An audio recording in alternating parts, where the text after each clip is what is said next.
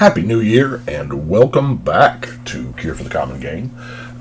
Glad to be back. Been working hard while on the break there. Today we're going to get started with Geralf, Visionary Stitcher for 837. 3 mana, 1/4, Human Wizard, and that first line is outstanding. Zombies you control have flying. Blue and tap, sacrifice another non-token creature, so he can't sack himself, to get a blue zombie with power and toughness equal to the sacrificed creature's toughness. The thing about blue zombies is they typically are not square statted. They have higher toughness than power. And this leads us to zombies you control have flying. That is an amazing line of text. We're running mono blue zombies. Downside, some of them already have flying. So I tried to pick zombies that did not have flying because I don't want to pay for flying if we're just going to get it for free, right? So, yes, the very first card, we'll go ahead and put it in there. Rooftop Storm is the very first card in the deck. It's just an amazing card. It's taken this long to... It's been useful in decks past, but this one I think it really, really shines in. So let's look at our mana, shall we? Because these are not as cheap as the black zombies. So we have a Soul Ring.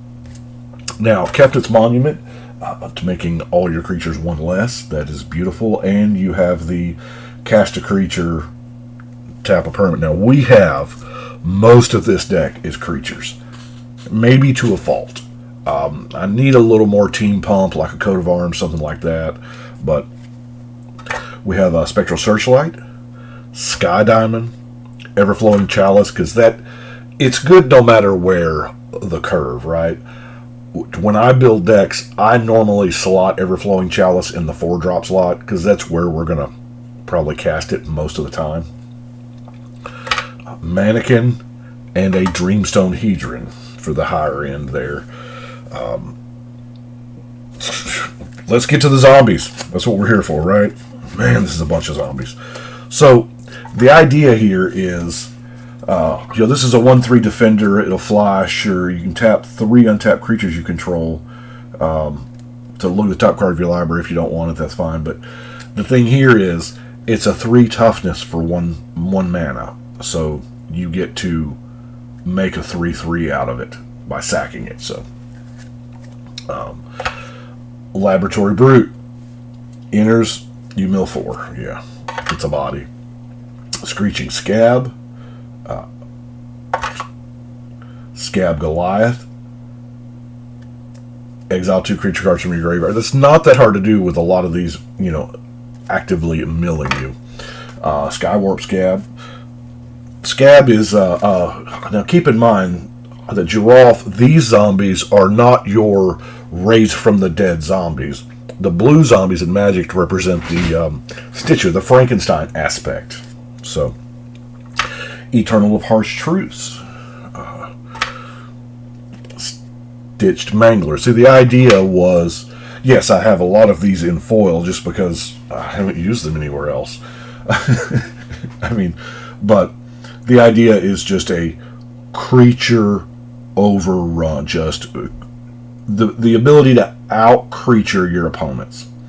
Yeah, we don't get the rate that green and white gets in blue on creatures, but yeah, it's not bad. Geralf's Masterpiece. That's a big boy. Undead Alchemist. Now this is neat. If a zombie you control would deal combat damage to a player, instead they mill that many cards. And then when a creature is put into an opponent's graveyard, you exile it and you get a token zombie for your trouble. Not bad. Rot-Crowned Ghoul. Wretched Throng. Takes practice to say that word. Stitchwing Scab. Seagraph Scab. Just a vanilla. Here again, it's a vanilla creature, but it's got that 3 toughness. Falcon Abomination. Brings a buddy. Laboratory Drudge. Headless Scab. The Zombie Drake. Diver Scab. Stitched Assistant. Ingenious Scab. Sahalfin Tumor. Sack a creature, draw a card. There are times that, it's not bad.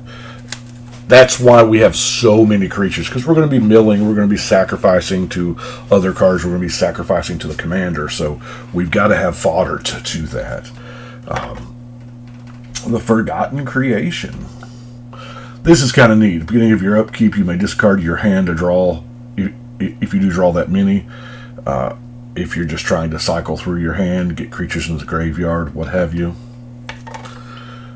Stitched Drake. Naga Eternal. Of course, now you have to, like, in our minds, type out the word flying on each one of these. 1/2 for 2 that grows. Makeshift Mauler. Advanced Stitchwing. Scab Ruinator. Repository Scab. Overcharged Amalgam. Now this Flash Flying Exploit. This is a counterspell. I mean, yeah. Armored Scab. That's beautiful right there. We got a 4 toughness. Aven Eternal. Lamplighter Sell-Off. Relentless Scabs. Geralf's Mind Crusher. I mean, it had to be in there, right? Eternal Skylord. And Drowned Amalgam. Like I said, that is a whole bunch of zombies.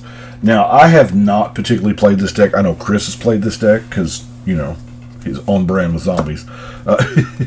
But a little bit of card. Now, Consuming Tide is both bounce, which is Blue's version of removal, and card draw. Then, of course, we just have Thirst for Discovery. Now, since they're all going to be flying, favorable winds, pumping them up, +1/+1, seem like an easy play to call. And then Hour of Eternity. Like I said, we're filling up the graveyard, right? By sacrificing to our commander, sacrificing to other things, by milling. And this way, we get 4 token copies of them, which is an upgrade to most of them. We have some removal. Now, this is blue, so most of our removal looks an awful lot like counter magic. We have Negate, Mana Leak, Unwind, Unsubstantiate, Spell Pierce. I like Spell Pierce. I really do. Yes, it's non-creature, but it's only 1 mana, and people love to tap out. Trying this new cleave mechanic, either way, I think both options here. It's just another way to do split card. A lot of people say every mechanic is kicker. It's either kicker or split cards, and this is kind of both, or either. Take your pick. Engulf the Shore. Curse of the Swine, exile them. Flipping the Switch. You counter spell and get a zombie, And then our Psychic Impetus. If it's not a problem to me, then it's not a problem. Reliquary Tower, because there are times when we're just going to need that. Rogue's Passage. Make sure that creature gets through. Halimar Depths, I like to call Ponderland. Mystic Sanctuary is really good. And lastly, our Haunted Fingraph. Now, as I said, it's most of it is a play dudes, turn them sideways type of deck. Chromos Memorial would be awesome. The Eldrazi Monument, that's another sack outlet. That would be really good as well. But I don't have the virtue of having those ready. So we're going to go ahead and put this onto the wall. 8:37, and I think we're getting close. Have as of this day, I have a. Yeah, that's right. You saw that. I got me some new Jami pants, Magic Gathering Jami pants. My fiance bought for me. Thank you, baby. And they're comfy too, soft, comfy. Anyway, right now I'm staring at 15 decks on that wall that I have built and ready to go. So, to get ready for some content. Hope y'all are ready. Had to get our fix on. Took a little time off from for the holidays. Hope everybody had a good holiday season. But it's time to get back at it because they're not slowing down printing them. I mean, we've got Kamigawa, which is Legends galore, and so is we're hitting Dominaria up this year. There's no reason to believe that Streets of New Caperna is not going to have a bunch. We're getting that Commander Legends 2. Yeah, so I think.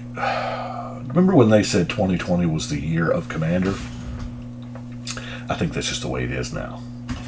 I mean, so I have got to up my building game to keep up with them. So that's what I'm doing. I appreciate y'all. Thank you so much. And we're going to go ahead and shuffle and cut.